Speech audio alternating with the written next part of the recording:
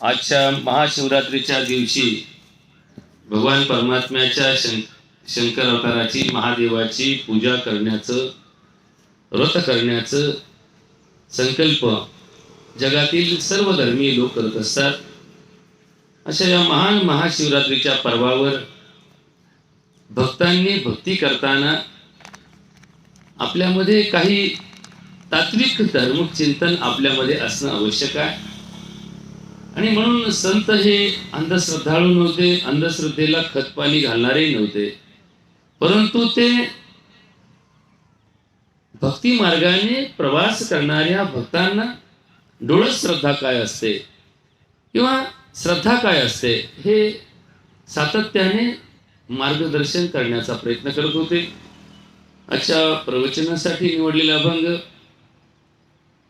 केला मातीचा पशुपती परी मातीसी काय महती, शिवपूजा शिवासी पावे माती माती माझी सामावे, तैसे पूजिती आम्हा संत पूजा घेतो भगवंत, आम्ही किंकर संताचे दास, संत पदवी नको आम्हास, केला पाषाणाचा विष्णू परी पाषाण नव्हे विष्णू, विष्णू पूजा विष्णूसी पावे पाषाण राहे पाषाण रूपे, केली काशाची गरंबा परी कासे नव्हे अंबा, पूजा आंबेची आंबेला कासे रहे कासे पाणी, ब्रह्मानंद पूर्ण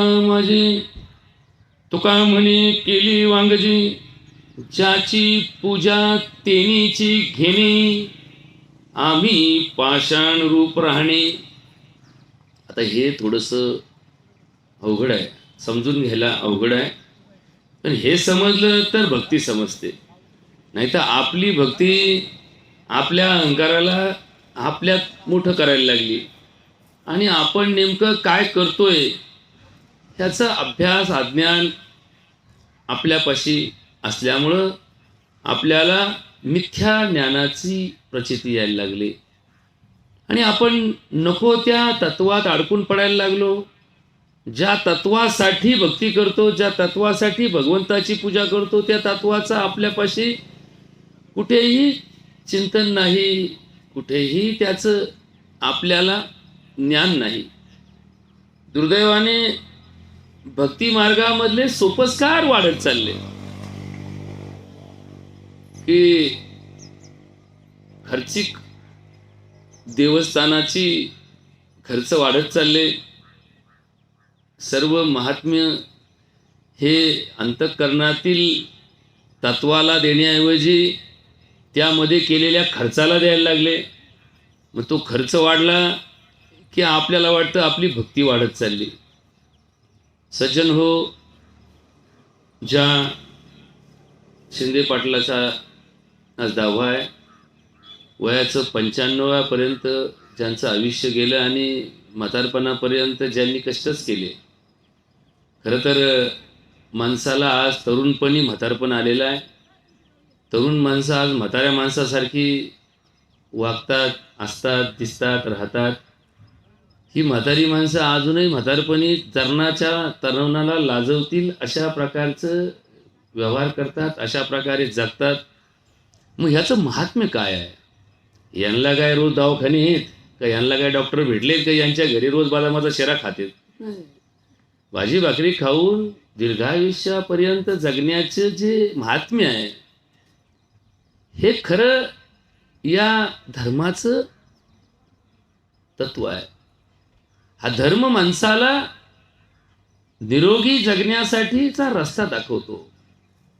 हा धर्म माणसाला दीर्घायुष्याचा मार्ग दाखवतो। हा धर्म माणसाला समन्वयाने जगण्याची दिशा दाखवतो। प्रेमाने राहा, प्रेमाने जगा, प्रेमाने वागा, येता तरी सुखे या, जाता तरी सुखे जा, कुणावरी नाही बोजा। आता बोजा टाकल्यासारखं जगायला आपण जे शिकलो की आपण कुणाला चहा पाजला तरी समजतो की आपण त्याचे उपकार केले, कोणाला गाडीत बसून कुठं नेलं तर आपण म्हणतो त्याच्यावर उपकार केले, किंवा कुणाला जीव घातलं तर आपण म्हणतो आपण पुण्य केलं. म्हणजे आपल्या पुण्यासाठी एखाद्यावर उपकार करण्याची जी आपली भाषा आहे, याचा थोडा विपर्यास आपण करायला लागलो. सज्जन हो, आजच्या या महाशिवरात्रीच्या पर्वाला शिवपूजा ही महान अशा प्रकारची पूजा आहे. असं म्हटलं जातं की या विश्वाचं जे कार्यक्रम आहे, या विश्वाचं जे संचलन आहे, या विश्वाचं जे या जगामधलं अस्तित्व आहे, हे या दिवशी सुरू झालं. म्हणजे महाशिवरात्रीच्या पर्वाचं महात्म्य पुराणांमध्ये, स्कंद पुराणामध्ये, शिवपुराणामध्ये अनेक ठिकाणी वेगवेगळ्या आख्यायिका देऊन, वेगवेगळे संदर्भ देऊन, कथा सांगून माणसाच्या मनात गळी उतरवण्याचा प्रयत्न केला गेला. म्हणून आजच्या दिवसाला या विश्व दिवसाचा विश्वकर्मा दिवस म्हणून आपण मानतो.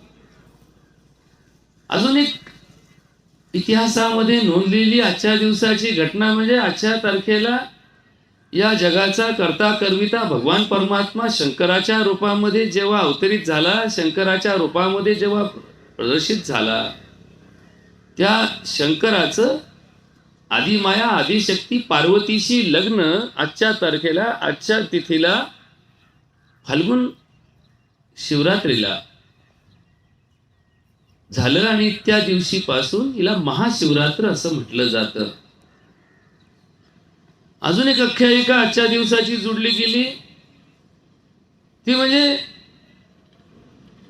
कलेचा भोक्ता, कलेची देवता म्हणून ज्या नटेश्वराला आपण पूजतो, ज्या भगवान महादेवाला आपण कलेची देवता म्हणून उपासना करतो, त्याने आज रात्रभर नृत्य केलं. आणि म्हणून रात्री जागर करून या समाजाच्या कल्याणामध्ये मुद्रा किंवा शास्त्रीय तत्वातून माणसाचं आरोग्य अबाधित ठेवण्यासाठी काही युक्त्या, काही प्रमाण सिद्ध करून दाखवली. म्हणून आजच्या दिवसाला विशेष महत्त्व आहे. त्याला महाशिवरात्रीचं व्रत असं म्हणतात, महाशिवरात्रीचं तप असं म्हणतात. आणि म्हणून महाशिवरात्रीचं पर्व हे जगामध्ये समस्त हिंदूला मानणारे, हिंदू तत्व मानणारे, हिंदूची उपासना मानणारे लोक करतात. सज्जनो, जो अभंग आपण आज निवडला तो याच रूपातून निवडला, याच तत्वातून निवडला की आपण नेमके भक्त आहोत, पण आपली भक्ती बरोबर चालली का? आपण भक्ती करतो, आपण सकाळी सगळेजण उठले, आंघोळ केली, महादेवाला पाणी घातलं, महादेवाची पूजा केली, महादेवाचं भस्म लावलं, अंगारा लावला, डोक्याला कुंकू लावलं, कपाळी कुंकू लावलं, आपण सगळेजण देवाच्या नावाने हे सगळं करून आलो आणि आपल्याला वाटलं झालं आपलं देवदेव झाला. मग आपण हे केल्याने आपला देवदेव झाला की देवदेव करण्यासाठी आपल्याला आता इथून पुढे काही करायचंय? सगळ्यांनी आज उपवास धरले, सगळ्यांनी सांगितलं आज आम्हाला महाशिवरात्रीचा उपवास आहे.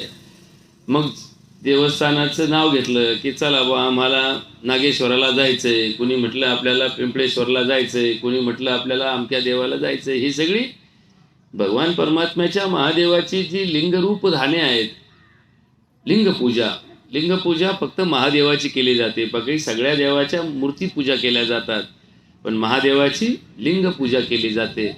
लिंग स्थापन करणे आणि लिंगाची पूजा करणे हा महादेवाच्या भक्तीचा एक फार मोठा महान विषय आहे. लिंगपूजा ही विश्वपूजा समजली जाते, विश्वरूप पूजा आहे.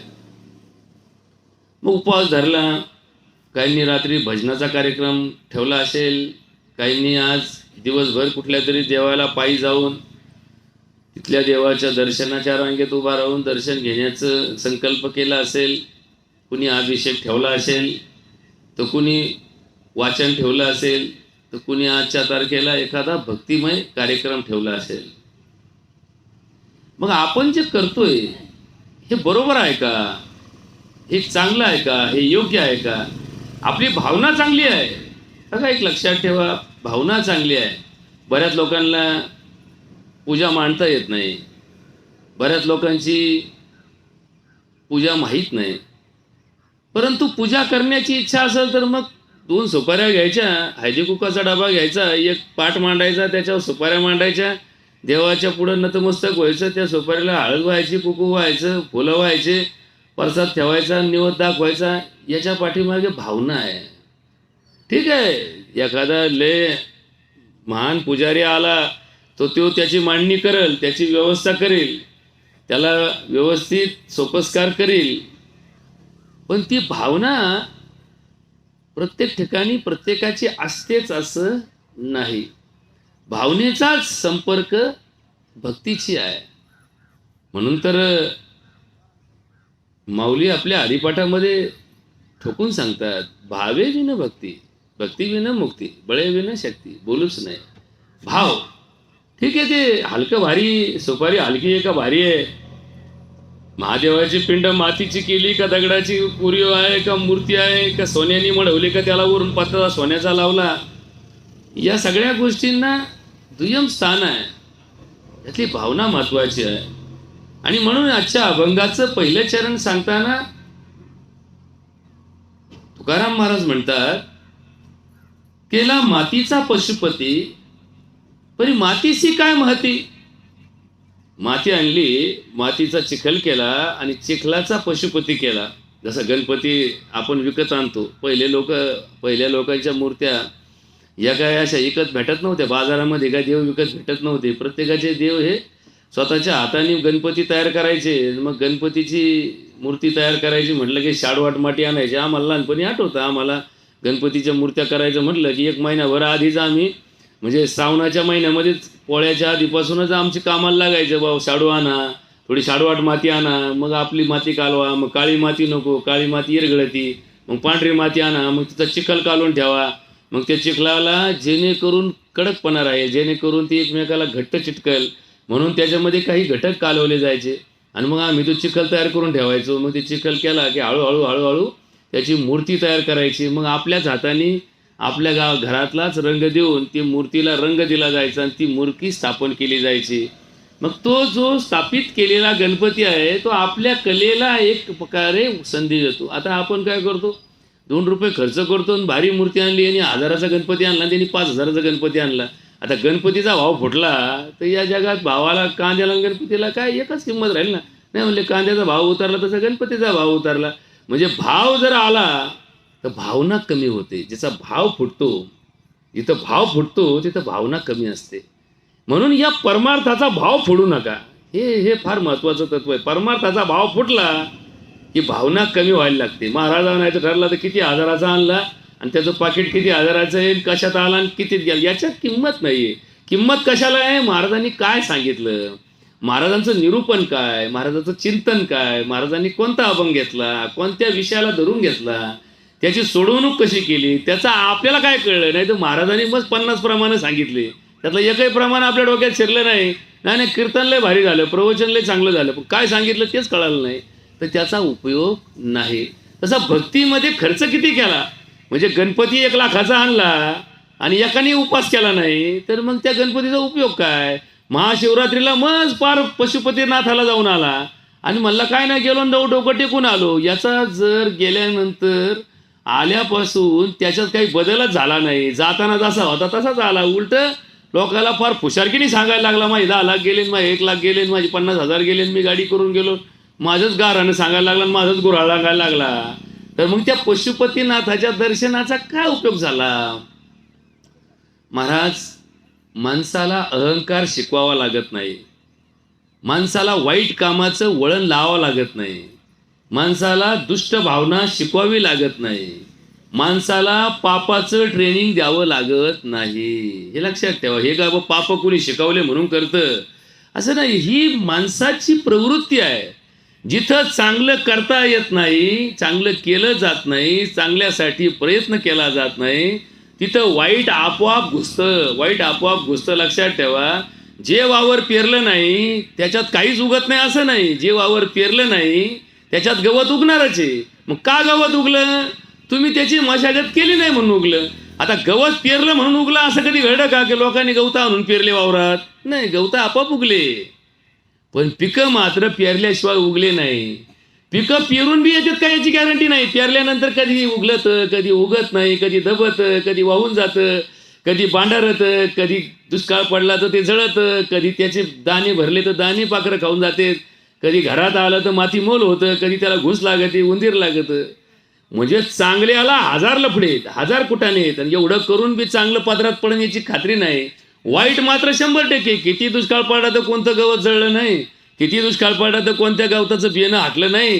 एखाद्या टायमाला एखाद्या पिकाचं बी भेटायचं नाही. बा तुम्ही जर आता कुठं गेले आणि तुम्ही मला जर असं वाटलं की सुद्धा गहू पेरायचं तर कुठं बाजारात घे म्हणता लगेच गहू भेटणार नाही. पण हे गबाळाचं काय, एक गबाळ तुम्हाला वाटतं का यातलं कोणतं गवत असं आहे की जे पिढ्यानपिढ्यापासून नष्ट झालं? हे सगळे गावात उलट वाढत चालले. हे जे गवत आले ना नवीन, आता या गवताला मागच्या पिढीत नव्हतं. हे असे आपण 72च्या दुष्काळामध्ये तिकून मिलोचा मका गहू आणले, त्या अमेरिकेतून ती येता येता त्याच्या संग हे बियाणे आले, या आले आपल्या देशात तसेच पेरले गेले. त्याचे पुढं लागण झाल्यानंतर ते अख्ख्या देशात पांगलं. आणि याचं आज प्रभाव एवढा दिसतो की हे एका पावसात इतकं मोठं होतं की पीक दिसायला तयार नाही आहे. त्याच्या आधीच म्हणजे सध्या मशागतीमध्ये सगळ्यात जादा खर्च कशाचा तर तण काढायचाच खर्च आहे. म्हणजे बियापेक्षा तणनाशक महाग आहे, पाभाऱ्यापेक्षा खुरपणी महाग झाली. म्हणजे बघा हा जो विषय वाढला, या विषयाला थोडा पारमार्थिक चिंतनाचा भाग लक्षात ठेवा. पिंडी ते ब्रह्मांडी न्याय तुम्हाला माहिती. पिंड ते ब्रह्मांड, ब्रह्मांडामध्ये गबाळ वाढलं तसं अंतःकरणामध्ये सुद्धा गबाळ भरपूर वाढला. आपल्या अहंकार, ईर्ष्या, द्वेष, मत्सर, ममीपणा, मोठेपणा, या सगळ्या गोष्टी आमच्यामध्ये एवढ्या घुसल्या की आम्हाला सुधारणच काही, काय खरं काय खोटं समजा. मी किती मोठा आहे हे दाखवायसाठी अख्खं आयुष्य गेलं. काय नाही, मी मोठा आणि माझं मोठे, पण प्रत्येकाला तीच कहाणी सांगतो. माझं 4 एकर आहे ना, आपला गहू जाऊन बघा ना, आपली बागायत बघा ना, आपली लेवल बघा ना, आपली एअर बघा. अरे बाबा, तुझ्या पिढ्यानपिढ्या बापदादे करीत आले, कधी कोणाला असं फुशारक्या सांगत नाही गेले. पहिल्या लोकांना चांगल्या गोष्टी प्रसिद्धीपासून दूर ठेवायची सवय होती आणि अहंकारापासून कधी दूर राहून ही लोक मोठी झाली. म्हणजे आपले कुंडली बाबा 95 वर्ष जगले, यांनी काय असा अहंकार लगेच पुढं पेपरबाजी नाही केली. बा इतके वर्ष जगलो म्हणजे माझं रहस्य मी सांगतो आणि माझी मुलाखत घ्या. नाही, आपलं लांब राहिले भाऊ, तुटाक बरं आहे, आपलं गरीब माणसं आहे आम्ही, भाऊ पहिला बसलेले माणसं आहेत आम्ही. ही गरीब, ही लीनता, ही नम्रता, हीच माणसाची खरी मान्यता आहे. जितका माणूस वर हवेत तरंगतो तितका तो जमिनीपासून दूर असतो आणि तितका तो धोक्यात जगतो. लक्षात ठेवा. म्हणजे आमच्या हातानेच आमच्या आयुष्यात आम्ही धोके वाढून घेतले, कारण आमची लक्षणं बदलली, आमचं वर्तन बदललं, आमचं चिंतन बदललं. मग हे चिंतन आयुष्यात आम्हाला किती धोके निर्माण करतं हे आमच्या गेल्या 5-25 वर्षामध्ये निर्माण झालेल्या मानव जातीच्या वेगवेगळ्या रोगाने दाखवून दिलं. हे रोग आले हे काय माणसाने, परमेश्वराने माणसाच्या वाटोळ्याकरता पाठवलेलं साधन नाहीये. बघा, हे भाच्यावरती खूप बारीक चिंतन करण्याची गरज आहे महाराज. लोक म्हणतात की लोक नालायक झाले म्हणून देवानीच आता हे वरून पाठवलं. कोणी म्हणतं चीननी पाठवलं, कोणी म्हणतं यांनी वाटोळं केलं, कोणी म्हणतं त्यांनी वाटोळं केलं. चिंतन असं आहे महाराज, चिंतन असं आहे, आपलं काय चुकलं हे शोधा. लोकांनी काय चुकीचं केलं याच्या नादी लागू नका. आपलं काय चुकलं, आपलं हे काही एक व्यक्तिगत जबाबदारी जरी असली तरी ही सार्वजनिक रूपात परिवर्तित होत असते. म्हणजे समजा एका नावेमध्ये 100 प्रवासी बसले आणि एका प्रवाशाने खोडीलपणे त्या नावेला भोग पाडलं तर नावेत जर पाणी घुसलं तर काही एकटाच मरायचं नाही, अख्खे नाव डुबन, अख्खं नाव बुडल. म्हणजे कुणी एकाने केलेलं चूक सगळ्यांच्या दुःखाला कारण ठरते, सगळ्यांच्या त्रासाला कारण ठरते. म्हणून या सामुदायिक जीवनामध्ये आपलं सामुदायिक जीवन कसं असावं हे आम्हाला धर्माने दाखवून दिलं महाराज. धर्म हा सामुदायिक व्यवहार सांगतो की कुणी कसं वागावं, कुणी चुकीचं वागत असेल तर त्याला कसा प्रवाहात आणा, त्याची चूक त्याला कशी निदर्शनास आणा, त्या चुकीपासून त्याला कसं परावृत्त करा, हे सामुदायिक जीवनाचं उदाहरण आमच्या धर्मामध्ये दिलेलं आहे. आणि म्हणून महाराज की सप्ताह गावामध्ये केला जातो. बघा, थोडासा विषय परमार्थामधला मूळ तत्वाचा समजून सांगतो. आता सप्ताह कोणत्या एका घराचा नसतो किंवा आमच्या घराचा सप्ताह आहे, कोणत्या एका माणसाचा. जगामध्ये असे लाखो श्रीमंत पडले, करोडो श्रीमंत लोक आहेत, त्यांच्याकडं पैसे मोजता येत नाही एवढे पैसे आहेत असे लोक आहेत, पण त्यांच्या नावाने सप्ताह होत नाही. व टाटाचा सप्ताह, गावामध्ये टाटानी सप्ताह ठेवला. सप्ताह कोणाचा आहे? सप्ताह मारुतीचा असतो, सप्ताह महादेवाचा असतो, किंवा नवरात्र उत्सव कोणाचा असतो? गावातल्या आंबेचा असतो, जगदंबेचा असतो, किंवा रेणुका मातेचा असतो, मळगंगेचा असतो. बघा बरं का उत्सव. मग हे सार्वजनिक कार्यक्रम जे आहेत, या सार्वजनिक कार्यक्रमाला लोकवर्गणी गोळा केली जाते. बघा बरं का, थोडा विषय समजून घ्या म्हणजे आपल्याला परमार्थ कळतो. मग इथं ही लोकवर्गणी ठरवताना त्या माणसाला मोजलं जातं की बा दर डोळी प्रत्येक डोक्यामागं 50 रुपये, 500 रुपये, 200 रुपये ठरले. नाही तर मग उमऱ्यामागं वर्गणी ठेवली जाते. उमऱ्यामागं एका उमऱ्याला 1000 रुपये वर्गणी ठेवली गेली. बघा बरं का, देऊळ बांधायचं किंवा देवळाला कळस चढवायचा किंवा सप्त्याची वर्गणी गोळा करायची, तर उमऱ्यामागं ठरली जाते किंवा माणसामागं ठरली जाते. एवढे माणसामागं एवढी एवढी वर्गणी द्या. आता तेवढा सगळा खर्च एक माणूस करू शकतो. गावात असे 2-4 माणसं असतात की जे सगळा खर्च उचलू शकतात. पण त्यांनी जर सगळा खर्च उचलला तर मग त्या सप्त्याची किंमत काय राहिली? मग ते सप्ताह नाही राहिला, मग तो त्याचा व्यक्तिगत विषय झाला. आणि मग व्यक्तिगत विषय आला की त्याला अहंकार चिटकला, त्याला स्वार्थ चिटकला, त्याला मीपणा चिटकला, त्याला पुढे त्याचे परिणाम दुष्परिणाम सगळे चिटकले. म्हणून सप्ताह नेहमी सार्वजनिक असतो. गरीबालाही तेवढीच वर्गणी, श्रीमंतालाही तेवढीच वर्गणी. गरीबालाही तेच प्रसाद, श्रीमंतालाही तोच प्रसाद. गरीबालाही तेच प्रवचन, श्रीमंतालाही तेच प्रवचन. गरीबालाही तीच बैठक, श्रीमंतालाही तीच बैठक. गरीबाचाही तोच देव, श्रीमंताचाही तोच देव. मग सगळ्यांचा जर एक आहे याचा अर्थ माणूस एक आहे. गरीब श्रीमंत, जात पात, लिंग, धर्म हे आम्ही आमच्या दुखणे तयार करून ठेवलेत. हे खरे तर दुखणे हटवण्याचे इलाज आहेत, पण इलाज करण्याऐवजी यांनी दुखणे यायला लागले. म्हणजे दुखणं ज्यांनी समजा इलाज करताना दुखणं हटायला पाहिजे, दुखणं हटण्याऐवजी यांनी आपल्याला दुखणं यायला लागले. कशामुळं? लिंगभेद, जातीभेद, धर्मभेद, व्यक्तिभेद, गरीब श्रीमंत भेद, मोठेपणा कमीपणा भेद, मी मोठा का तू मोठा, याच्या वादामध्ये आमचे दुखणे वाढत चालले, आमचे वाद वाढत चालले, आमचे द्वंद्व वाढत चालले, आमच्या ईर्ष्या वाढत चालल्या, आमचे अहंकार वाढत चालले, आमच्या वासना पोसायला लागल्या. वासना पोसण्याचं जे धाडस माणसं करायला लागले, याचा धाडसाचं मुख्य कारण काय? की माणूस तत्वापासून बाजूला गेला आणि या वरच्या मृगजळाच्याच प्रवाहामध्ये माणसाचं जीवन अत्यंत व्यस्त झालं. पहिल्यापासून लोक आयुष्यामध्ये दिनचर्या, ऋतुचर्या, मासचर्या, वर्षाचर्या किंवा वार्षिक त्यांचं जे नियोजन असायचं ते असंच असायचं. पहिल्यापासून शेती करणाऱ्या माणसाला सवड नसतेच, म्हणून पहिल्यापासून शेतकरी माणसाने कधी धर्म सोडाय असं नाही आहे. आता लोक म्हणतात आम्हाला वेळच नाही, चतुर्थीला वेळ नाही, महाशिवरात्रीला वेळ नाही, बा मी बिझी आहे, मला काम आहे, मला ओव्हर टाईम आहे. पहिल्यापासून लोकांना सुग्या आहेत, पहिल्यापासून शेती आहे, पहिल्यापासून मोटर आहेत. आता तरी आपली मोटर एका घंट्यामध्ये एक परस पाणी उपशिती. पहिल्या तर मोटारला तर काय पाणी हलत नव्हती. एक मोटारची 100 लिटर भरलेली पखाल, 100 लिटरचं पाणी वतूस तर खाली जायचं आणि परत वर यायचं. ते 100 लिटरचं पाणी दंडाने जायला, ते दंड भरायला त्याला 4 तास लागायचे. तिथून पुढं पाणी का वाफ्यात जायचं. पहिल्या लोकांनी कष्ट केले, आपल्यापेक्षा जास्त केले. त्यावेळेस तर यंत्रयुग नव्हतं, तंत्रयुग नव्हतं, तंत्रज्ञान युग नव्हतं. तरी त्या लोकांनी वेळ काढून सगळे व्रतवैकल्य केले, सप्तिये केले, त्यांनी दावे केले, त्यांनी मूर्ती केल्या, त्यांनी सुतकं धरले. आता लोकांना इतकी घाई झाली, म्हणजे 10 दिवस कुणी थांबायचं, म्हणजे 10 दिवस कुणी थांबायचं. काही लोक तर आता शहरी भागामध्ये लोक म्हणतात नाही बुवा मला नाही थांबायचं, बुवा यश ओलांडायचे नाही, मला उद्या लगेच हजर व्हावं लागेल, नाही तर मला मेमो भेटेल, चालले लगेच. म्हणजे बाप मला 10 दिवस तरी थांब, नाही म्हणले मला सवड नाही. आता अमेरिकेतले लोक ज्याचे पोरं अमेरिकेत गेले ते आता त्याच्या बापाच्या मौतीलाही सवड आहे ना. त्याला तर फोन केला तुमचा बाप मिळाला, ते म्हणले टाका काढून, त्याला टाका जाळून, म्हणले तुमचा खर्च ऑनलाईन पाठवून देतो.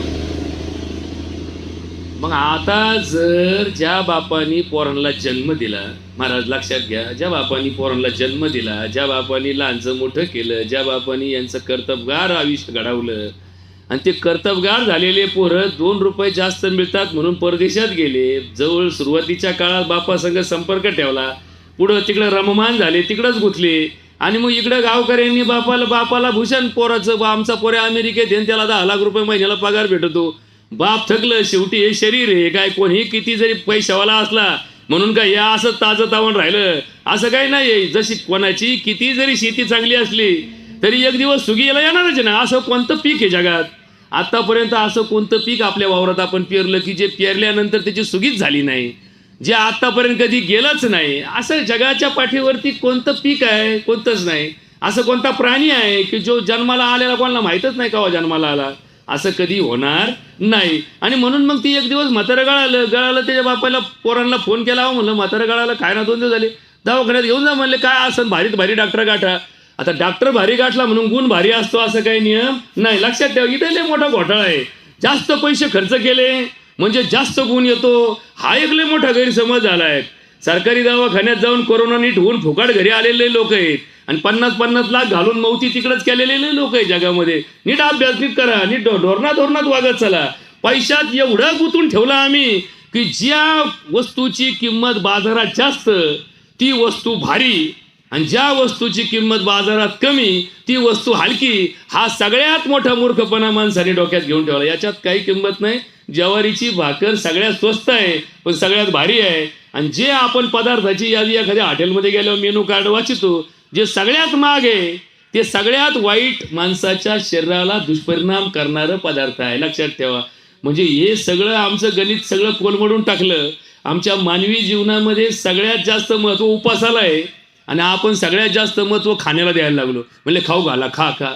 आमच्या धर्माने सांगितलं की उपास धरले तर माणसाचं आरोग्य चांगलं राहतं, पण आपण खाल्ल्याने माणसाचं आरोग्य चांगलं राहतं नवीन सिद्धांत शोधून काढला. खाण्याचं प्रमाण मर्यादेमध्ये असावं. माणसाने पोटापुरतं सुद्धा खाताना 2 घास कमी खावेत. हा नियम ज्याच्या पाळण्यात आला त्याचं आरोग्य आबाद राहिलं.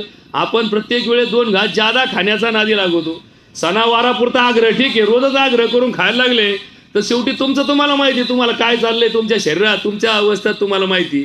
ज्याची त्याचं जीवन काय चाललंय, आपल्याला आपण काय जगतोय, कसं जगतोय, आपलं आरोग्य कसं आहे, आपलं शरीर कसं आहे, आपली श्वास यंत्रणा कशी आहे, आपलं हृदय कसं काम करतं, आपलं पचन संस्था कशी काम करते, आमची उत्सर्जन संस्था कशी काम करते, या आपला आपण अभ्यास करा. मग तुम्हाला कळेल आपलं काय चुकलं ते.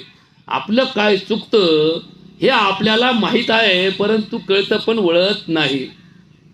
मग आता रोजच अभ्यास करायचा, रोजच अभ्यास करून पुस्तक वाचून आपलं जेवण ठेवायचं का? तर नाही.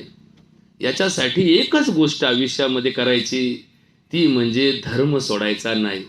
आता धर्म सोडायचा नाही म्हणजे काय की रोज झेंडा घेऊन मिरवायचा का? भगवा झेंडा हातात घेतला म्हणजे तो धार्मिक झाला आणि ज्याच्या हातात झेंडा नाही तो अधर्मी झाला. जिच्या कपाळाला कुंकू लावलं ती फार पतिव्रता झाली आणि जिच्या कपाळी कुंकू नाही ती अशीच निघाली. असं कधी होत नाही. हे प्रतीक आहे, हे प्रतीक आहे, ही एक संज्ञा आहे, हे एक शास्त्र आहे. याला थोडाफार प्रमाणामध्ये चिटकलेला एक शास्त्रीय सिद्धांत आहे. म्हणजे कपाळी कुंकू लावणाऱ्या बाईचं सौभाग्य अबाधित राहतं, कारण तिच्या त्या आज्ञाचक्राला लावलेलं लाल कुंकू हे तिचं समर्पणाचं लक्षण आहे. किंवा ज्या पांडुरंगाच्या भक्ताने ज्याच्या कपाळाला बुक्का लावला तो बुक्का त्याच्या वैराग्याचं लक्षण आहे. ज्याच्या भक्तीमध्ये भंडारा लावला ते त्याच्या उत्साहाचं लक्षण आहे. हे अशी जी काही शास्त्रीय प्रणाली आहे ही काही टक्के प्रमाणात काम करते, पण खरं काम 90% 99% हे आपला अंतरंग करत असतं. आपण कसे आहोत हे कदाचित जगाला कधी समजणार पण नाही. बघा बरं का, हे विषय नीट लक्षात घ्या. आपण किती लबाड आहोत, आपण किती नालायक आहोत, आपण किती भामटे आहोत, आपण किती खोटारडे आहोत, हे फक्त जगात दोघांनाच माहिती. फक्त दोघांना, फक्त आपल्याला एक माहिती आहे आणि त्या भगवान परमात्म्याला माहिती. मग त्याला तुम्ही महादेव म्हणा, पांडुरंग म्हणा, नाही तर अल्लाह म्हणा, नाही तर अजून काय ना ठेवायचं ठेवा, पण त्याला मात्र पक्क माहिती तुझ्या मनात काय चाललंय ते. समोरच्याला समजू द्यायचं नाही. ही तर नवीन विद्या आपण शोधून काढली की आपण लबाड्या करायच्या पण लोकांना कळून द्यायचं नाही आपण लबाडे. ते आपण लोकांना काय म्हणतात, बघा माझ्यासारखं सज्जन आहे का जगात कोणी? बघा बरं सज्जन, माझे कपडे किती सज्जन आहे, माझा अवतार किती सज्जन आहे. आणि आपल्या मनातलाच आपला एक भाग आपल्याला म्हणतो, ढुसण्यात येतो, ए लबाडा काय सांगतो नाही, सांगतो नाही. नाही खरं कोणाला सांगायचं असतं, कोणले खरं दडपून ठेवायचं असतं. लोकांना जाहिरात काय करायची, आपण किती चांगले आहोत, आपण किती सज्जन आहोत, आपण किती त्यागी आहोत, आपण किती प्रसिद्धीपासून बाजूला आहोत, हे जगाला दाखवायचं. आणि प्रत्यक्ष अंतरंगात आपल्याला स्फुरण कशाचं, माझी प्रसिद्ध व्हावं, माझी जाहिरात व्हावी, मला लोकांनी मोठं म्हणावं, माझ्या लोकांनी सत्कार करावा. मला कशात आनंद आहे? माझ्या मोठेपणात आनंद आहे. मग हा कोणता दुटप्पी धोरणाचा भाग आहे? आपल्या मोठेपणात जर आपल्याला आनंद असेल तर आपण भक्त कसे? भक्त कसा असतो? भक्त जगात फक्त एकच गोष्ट मानतो, भगवंत मोठा आहे, भगवंत मालक आहे, भगवंताची सत्ता आहे, करता करविता भगवंत आहे, तो श्रीमंत आहे, तोच विजयी होतो, तो कधीच पराजित होत नाही, तो कधीच आपण होऊन कोणाला त्रास देत नाही, तो कधीच कुणाच्या वाईटाकरता आदबत नाही, तो दयाळू आहे, तो मायाळू आहे, तो कृपाळू आहे, तो माफ करणारा आहे, तो दान देणारा आहे, तो कृपा करणारा आहे. ह्याच्यावर ज्याचा विश्वास आहे तो भक्त आहे, तोच करणार आहे. माझ्या आयुष्यात मला जे उत्पन्न मिळालं, मला जो मान मिळाला, मला जे पद मिळालं, ते त्या भगवंताने दिलेलं माझं प्रसादी कृपा आहे. त्यांनी मला प्रसाद दिलेला आहे. याच्यावर ज्याचा विश्वास आहे तो भक्त. नाही तर मी म्हणतो मी दाबलो आणि मी किती पैसे कमवले आणि माझ्या किती बँकेत पैसे आहेत, मला किती पोरं झाले आणि माझं कसं लग्न झालं, माझ्या लग्नात किती खर्च आला, हे जर मी मी मी करीत बसलो, संपलं. याची भक्ती संबंध नाही. हा भक्त नाही. हा कोण आहे? हा माणूस आहे. मग सगळेच माणसं जगात जगतात, पण भक्त म्हणून जगणं ही एक धार्मिक प्रणाली आहे. हा धर्माचा रस्ता आहे. तर मग धर्मात जगायचं तर भक्त म्हणून जगा. मग भक्त नसणारे लोक जगात जगतात. जगात तर जनावरं जगतात, जगामध्ये पशु पक्षी वनस्पती हे सगळे जगतं. जगण्यासाठी धर्म लागत नाही, पण चांगलं जगण्यासाठी धर्म लागतो. बघा बरं का, जगण्यासाठी धर्म लागत नाही. जेव्हा जगाच्या पाठीवर ज्याने उत्पत्ती केली त्याने या निसर्गाची व्यवस्था चालवण्याचं एक यंत्रणा उभी केली आणि त्या यंत्रणेमध्येच आपण जन्माला आलो. म्हणजे समजा रेल्वेच्या रुळावरून एक इंजिन चाललं, त्या इंजिनामागं 10 डबे चालले, तर त्या 10व्या डब्याला ताकद लावा लागत नाही, ते आपाप ओढलं जातं. तसं या जगामध्ये अनेक नैसर्गिक गोष्टी अशा आहेत की त्या निसर्गाच्या नियमाने आपाप पुढे जातात. त्या डब्याला असं वाटतं की बघा मी कसं चाललो, पण तो डबा कशामुळे चाललेला असतो? त्याच्या पुढे इंजिन जोडलेलं असतं, त्या इंजिनाला ताकद असते. तसं या जगात तुम्ही आम्ही जे आहोत ना, हे त्या इंजिनाला जोडलेले डबे आहोत. कोणत्या इंजिनाला? त्या महादेवाच्या, त्या भगवंताच्या. आता देव आज महाशिवरात्र आहे म्हणून महादेवाचं नाव घ्या, एखादंच असते तर पांडुरंगाचं नाव घेतलं असतं.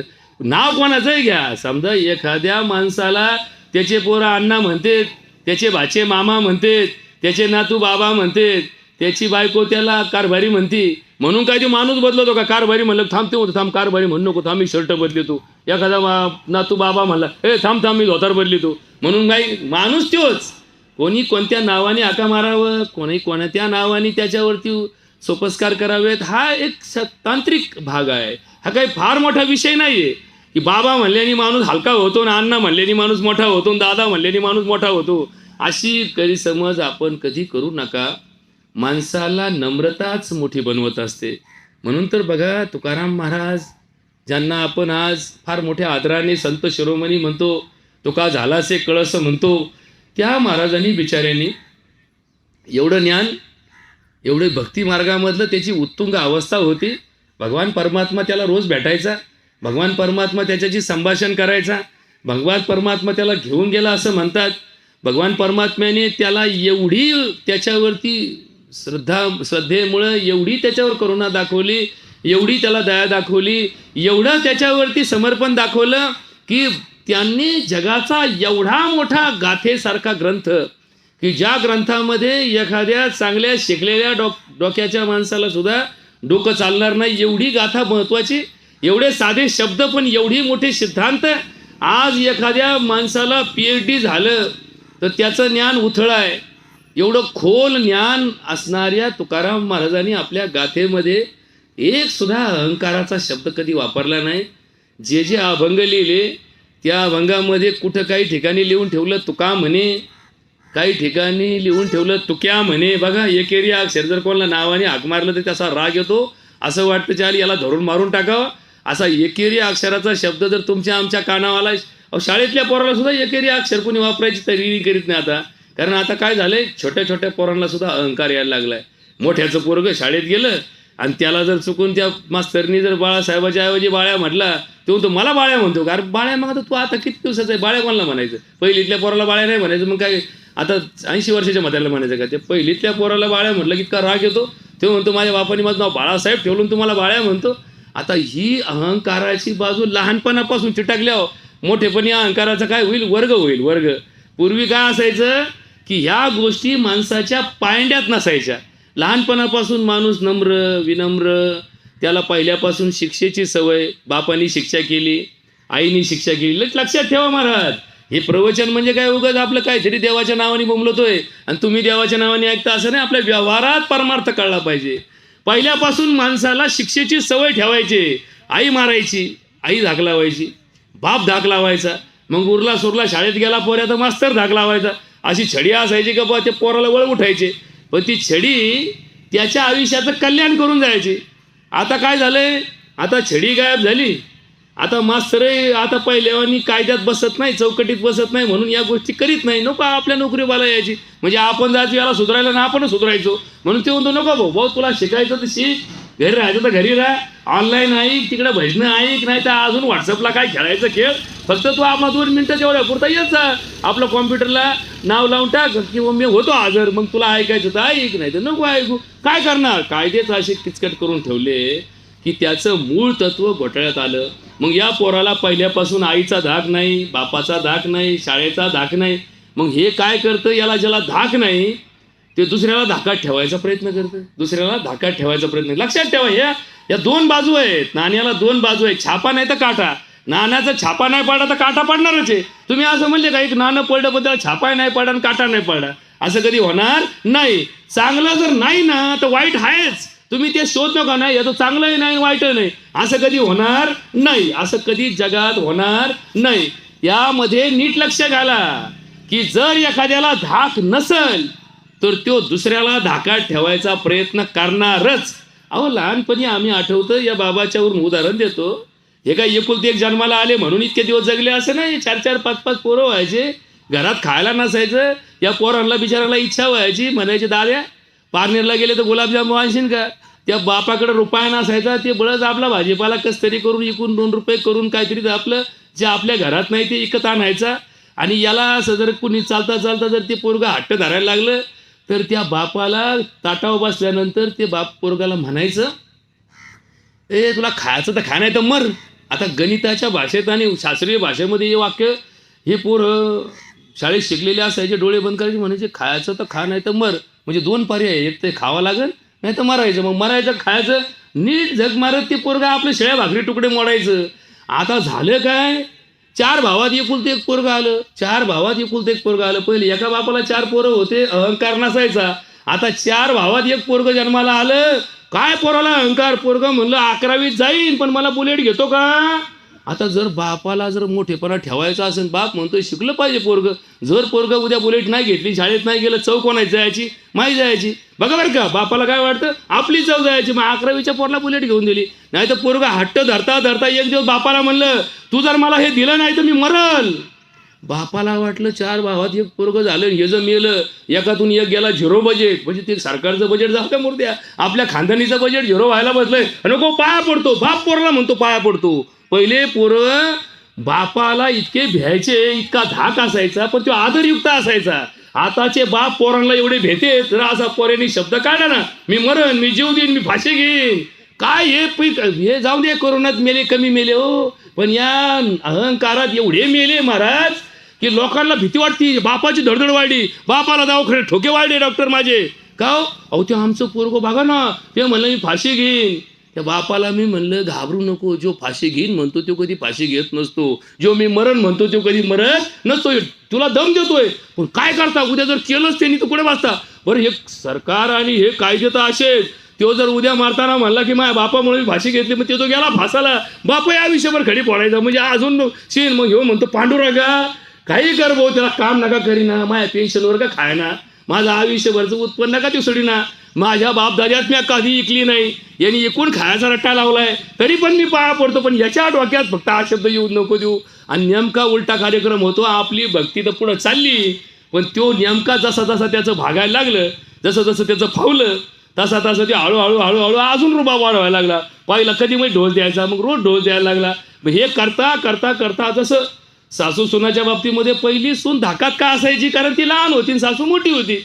आता कायद्याने घोटाळा घालून ठेवला, सुनाचा धाक सासूला चढा. सून म्हणते मी केस करीन म्हणल्या म्हणले हिला काटा फुटतो. अर त्या आमच्या एका पाहुणीला म्हणले अख्खं घर 2 महिने हात होतं. म्हणले अर केस नको रे बाई, मी तुझे हातपाय दाबीते. सून म्हणते सासू म्हणते सुनाला मी तुझे हातपाय दाबीते भाऊ, पण असं काही चव घालू नको. दोन्ही जातं, चव जाती, टाईम जातो आणि पुढं तिला तिची सवय लागते. एकदा अंगी वळण पाडल्यावर तुम्हाला वाटतं काय सोपं आहे अंगी वळण पाडल्यावर?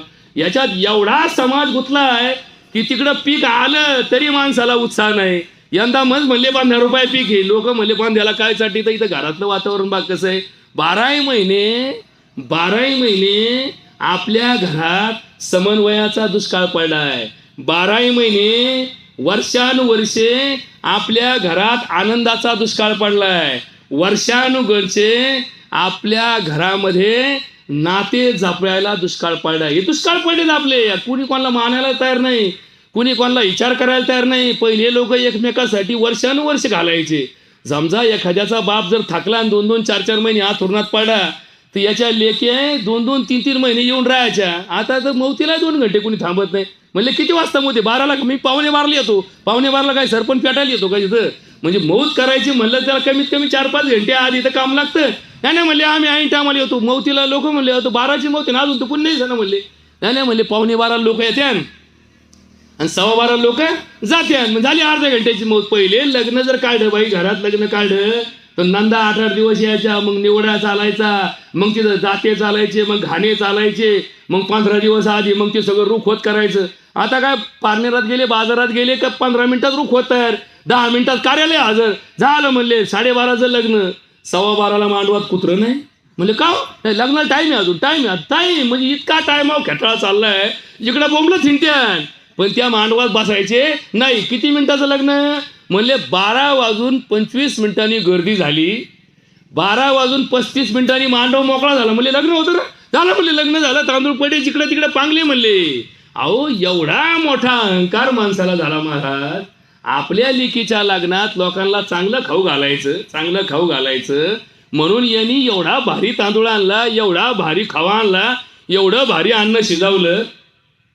पण जे लग्नाला पाहुणे आले त्यांच्या बायका घरून निघताना म्हणल्या अहो त्यांचं काय नादी लागले, लग्न कवा लागायचं, तिथून पुढे जेवण कवा भेटायचं, तुम्ही खाऊन जा म्हणले. याला निरी एवढी गज फुगावलं याचं पोट म्हणले, याला पोट फुगून याला जीव घातला आणि याला लग्नाला पाठवला. तो पुरीचा बाप तीनदा म्हणतो भाऊ ताटात जेवण जा बरं का. हा म्हणतो मी गज फुगलो आणि काय खातो आता. म्हणले आलो पाहुणे आलो लगेच आले काय तर 2 मिनिटात जाऊन आलो त्याकडे. अहो लग्नाला जर 2000 माणसं आले त्यातले 500 लोक सुद्धा जेवत नाहीत. हा बिचारा 2000 माणसात शिजतो आणि उरलेलं 1500 माणसाचं अन्न दुसऱ्या दिवशी फेकून देतो. बरं त्या दिवशी याच्या मांडवामध्ये हे भिकारी ज्याच्या अपेक्षेने येतात ते बिचारांना वाटतं की तुझं अन्न चांगलं शिजलंय, आम्हाला आजच्या दिवस तरी गोडधोड जेवायला भेटेल. तर हा काठी घेऊन एक माणूस ठेवतो दारात, कोणाला घुसून नको दे बरं का, चव घालू नको आपली. जे खायला अन्नाला तुटले त्यांना हाकून देतो आणि जे गज फुगून आले त्यांच्या पाया पडतो. हो बरं का जेवा बरं का, पंगत बसली पहिल्याच पंक्तीला बसावा. हात तिकून सटकवतो, हात धुतो त्याच्या देखत आणि हात धुवून तिकडून तसाच सटकवतो. मग अशी जर आमची परंपरा वाढली तर आमच्यामध्ये कोणता स्नेह आहे, कोणता लोभ आहे, कोणती माया आहे, कोणती करुणा आहे, कोणतं प्रेम आहे सांगा. हे सगळं काय आहे? याला आमच्याकडं सरकारी भाषेत म्हणण्यापेक्षा उडारी भाषेमध्ये बेगडी प्रेम. कोणतं प्रेम? बेगडी प्रेम. नाटक करायचं, फक्त नाटक करायचं. मी माझ्या बापाचं लय केलं. 2000 रुपये घालून आलो आत्ताच दवाखान्यात. 2000 घातले म्हणजे काय बापाला समाधान नाही आहे. बापापाशी 2 मिनिटं बसला, दादा बरं वाटतं का तुला, जेवतो का, 2 घास खातो का, दादा चहा पितो का, चहा यार कमीत कमी बोला ना. जसं काय उक्त कॉन्ट्रॅक्ट दिले. दवाखान्यात गेल्यानंतर आता लोक म्हणले डबे आणायची गरज नाही, असा दवाखाना म्हणले की जेवण नाही भेटत आहे. मग लोक तुटून पडले म्हणले तिकडं सगळं आहे. आता तर मौती तिकडे दवाखान्यात करायला लागले. म्हणले आता तर सोपं झालं म्हणले, मौतीलाही घरी आणायचं नाही म्हणले, तिकडेच मौत होती. वा वा वा वा असा दवाखाना गाठा म्हणले का मौतीचा सुद्धा कुठान नसला पाहिजे. असेच कुठाने बंद करा आणि फक्त माणसाचे राक्षस करून ठेवा. राक्षसी जीवनात माणसाला जे विचार वाढत चालले, जे अन्याय वाढत चालले, जे अत्याचार वाढत चालले, जे अहंकार वाढत चालले, याचं एकच कारण झालं की धर्म माणसाला चिटकून ठेवतो. धर्म संपला की माणसाचा स्नेह संपतो. बघा बरं का, दोघांमध्ये फरक काय आहे बघा. धर्माचं जीवन हे स्नेहमय जीवन आहे. स्नेह म्हणजे काय, जसं तेल अख्ख्या कालवनात 1 चमचा टाकला तर अख्खं कालवण असं गुंतून पडतं एकमेकाला. त्या कालवनातल्या प्रत्येक थेंबाला त्या तेलाची स्नेहबंधता असते. बघा बरं का, 1 चमचाभर फोडणी 1 भगोलभर कालवनाला स्नेह ठेवते. 1 थेंब फेविकॉलचा 2 मोठ्या वस्तू एकमेकाला चिटकून ठेवतो. 1 थेंब फेविकॉलचा, आता फेविकॉल समजतो लोकांना, हे स्नेह बिह काय समजत नाही. आता हे झालं जुनं झालं आता पुराण. फेविकॉलचा 1 थेंब 2 मोठ्या वस्तूला, ह्याचं वस्तू 1 किलो, ही वस्तू 1 किलो, 2 किलो वस्तू, हिचं वजन 1 किलो, हिचं वजन 1 किलो, या 2 वस्तूला 1 थेंब फेविकॉल एकमेकाला चिटकून ठेवतो. फक्त त्या 1 थेंबाचा अभाव आला या 2 वस्तू एकमेकापासून वेगळ्या होतात. तसंच महाराज, तुम्ही मोठे आहेत, तुमचे पोरं मोठे आहेत, तुमच्या बायका मोठ्या आहेत, तुमचं घर मोठं आहे, तुमचं पद मोठं आहे, पण याच्यामध्ये हा 1 थेंब धर्माचा, 1 थेंब वागण्याचा हा शिल्लक राहिला नाही, हा स्नेह राहिला नाही, ती माया राहिली नाही, ती ममता राहिली नाही, ते प्रेम राहिलं नाही. हे आटलंय, पाणी भरपूर आहे तळ्याला, पण प्रेम आटलं. तुमच्यातलं माझ्याबद्दलचं प्रेम, माझं तुमच्याबद्दलचं प्रेम आटत चाललं. कारण जिथं पैसा उपलब्ध झाला तिथं प्रेम आटतं, आणि जिथं प्रेम असतं तिथं पैसा लागत नाही. लक्षात ठेवा महाराज. याच्यावरती सुंदर चिंतन सांगतो की पालात राहणाऱ्या पोरांचे लग्न राहत नाहीत, पालात राहणाऱ्या जोडप्यांचे घटस्फोट होत नाहीत, आणि पालात बलुत्या हिंडणाऱ्या, गावगाव हिंडणाऱ्या पोरांचे बाप कधी वृद्धाश्रमात जात नाहीत. हे लक्षात ठेवा. त्यांच्याकडे तर उत्पन्न काय असतं की एक खेळ करायचा, एका गावात जायचं. बघा, नीट अभ्यास करा. एका गावात जायचं, एक खेळ मांडायचा, त्या खेळाकरता लोक गोळा करायची. ते काय आधी काय ऑनलाईन जाहिरात नसते, बा आमच्या गावात उद्या डोंबऱ्याचा खेळ आहे, आमच्या गावात उद्या जादूचे प्रयोग आहे. काय नाही, गावात डफडं वाजवायचं, टंग टंग टंग टंग वाजवायचं. पोरं म्हणले काय झालं काय झालं काय झालं, म्हणले खेळ आला खेळ आला. सगळं गाव गोळा करायचं, तिकीट फाडायचं नाही, लोकांना कला दाखवायची, पोट फाडायचं, पोट पिळायचं, पार पिळवटून काढायचं, लोकांच्या मनाला हेल बसतील, हेलकावे बसतील, अशा प्रकारे खेळ करायचा. ते खेळ संपल्यानंतर लोक ज्याच्या त्याच्या घरी गेले तर घरात जाऊन वाटी घेऊन जायचं. बाई सकाळी नव्हती आली का खेळायला माझ्या, वाढ बाई काहीतरी मला. अशा दारादारात जाऊन गोळा करायचं. पण त्यांच्या बापांना कधी वृद्धाश्रम पाहिला नाही, त्यांच्या पोरांना कधी बायको भेटली नाही, असं कधी झालं नाही, त्यांच्या घरात कधी घटस्फोटाचं वातावरण तयार झालं नाही. मग असं का? ज्याच्या घरात पैसा जास्त आला त्याच्या घरात वाद वाढला, ज्याच्या घरात संपत्ती जास्त आहे त्याच्या घरात संघर्ष जास्त आहे, ज्याच्याकडं पदं जास्त आहेत त्याच्याकडचा दृष्टिकोन वाईट आहे. ही लक्षात ठेवण्याजोगी गोष्ट आहे. आणि म्हणून महाराज, परमार्थ करायचा असेल तर तुकाराम महाराज म्हणतात, केला मातीचा पशुपती परी मातीशी काय महती. मातीला किंमत नाही हो, मातीला किंमत नाहीये. किंमत कशाला आहे? शिवपूजा शिवासी पावे, माती माती माझी सामावे. शेवटी माती कुठं जाणार आहे? मातीतच जाणार आहे. गणपती बसवला, गणपती बसवला, 10 दिवस कार्यक्रम केला, 10 दिवस लोक म्हणले काय गणपती भारी आहे, काय गणपती भारी आहे. पण धर्म काय सांगतो? 10व्या दिवशी काय करा? गणपतीचं विसर्जन करा. मग 1 लाखाचा आणला तरी 10व्या दिवशी बुडवायचाच आहे, आणि 1 रुपयाचा आणला तरी 10व्या दिवशी बुडवायचाच आहे. मग 10व्या दिवसानंतर त्या गणपतीची किंमत किती झाली? 0 झाली. 10 दिवसाच्या आधी किती होती? 0च होती. मग या 10 दिवसामध्ये आपण त्याची किंमत केली, म्हणून त्या गणपती पूजेमध्ये सुद्धा समाधानाची बाजू नष्ट झाली. समाधान नाही. समाधानाची गोष्ट का नाही? हे पहिले लोक उपाशी झोपले पण समाधानाने झोपायचे. पहिल्या लोकांना झोपेच्या गोळ्या लागत नव्हत्या, त्या टायमाला धाबे नसायचे, आणि त्या टायमाला घरातही स्टॉक नसायचा, तरी लोक शांत झोपायचे. इळभर कष्ट करायचे, सकाळपासून कुठं मोठा हा, कुठं पाळ्या घाल, कुठं खुरपण्या कर, इळभर गावातले कामं घरातले कामं करून एवढं शरीर दामायचं की रात्री पांघरून नसलं तरी झोप यायची, आथरून नसलं तरी झोप यायची, फॅन नसला तरी झोप यायची, आणि कासव छाप नाही लावली तरी झोप यायची. कधी त्यांना तकलीफ झाली नाही. आता हे सगळं लावलं तरी उलघाल, या अंगावून त्या अंगावर, त्या अंगावून त्या अंगावर, त्या अंगावून त्या अंग. का झोप नाही येत का? नाही ना, झोप नाही येत. का बरं? काय कळणारच मला झोप नाही येत, असं लोकांना सांगतो. आणि मग याचं मन याला म्हणत असतं, का रे भामट्या झोपला का? इळभर लोकांना गंडे घालतो तुला कसं काय झोप लागेल? हा, लोकांची मुंडकी मुडी तू खोटं बोलतो का? खोटं याचं म्हण बरं. लोक जर म्हणले, हे जर मला म्हणले खोटं बोलतो तर मी यांची गाचंडी धरीन. पण जर माझंच मन मला म्हणले भामट्या खोटं बोलतो का, खरं बोलता येत नाही का तुला, तर माझ्या मनाची गाचंडी मला धरता येणार नाही. महाराज, कार्यक्रमाची वेळ संपत आली. 2 मिनिटांमध्ये हा विषय उरकून घेतो. विषय मोठा काढला होता म्हणून याचा विस्तार करणं एवढं सोपं नव्हतं.